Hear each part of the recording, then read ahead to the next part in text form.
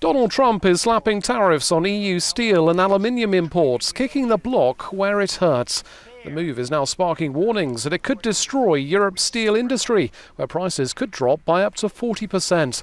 Confirmation of the tariffs came to the European Commission President during a speech. Expected. Where was I? In a statement, Jean-Claude Juncker said the tariffs are protectionism, pure and simple. While the EU Trade Commissioner added, this is not the way we do business. In a tweet, EU Parliament Group leader Manfred Weber said, "We will not accept this highly regrettable decision without reacting." And that means there will be extra duties on American imports into the EU.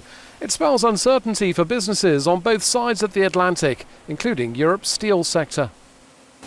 We need to take safeguard measures for the EU. We are at the front door of a trade war.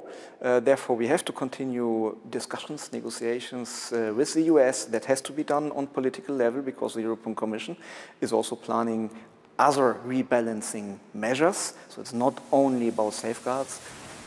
The steel industry is big business in the EU. It directly employs 320,000 people, producing 170 million tons of steel every year at more than 500 production sites. The US is the second biggest export destination after Turkey. 4.9 million tons of steel went there last year. US imports like jeans and Harley-Davidsons have been earmarked for the EU retaliation. Brussels will also now trigger a dispute settlement case at the World Trade Organization, saying America's going against agreed international rules. All this amid a worldwide glut of steel and aluminium, largely blamed on excess production in China. There is a much broader issue, a much bigger issue that the administration in Washington is aware of. And that's the distortions in the Chinese economy that need to be addressed. If those issues are going to be addressed, the United States will need to have the EU as an ally.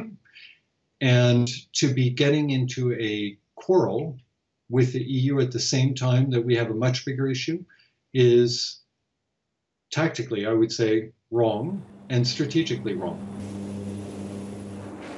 The EU says it doesn't want a trade war, but it's difficult to see that now being averted.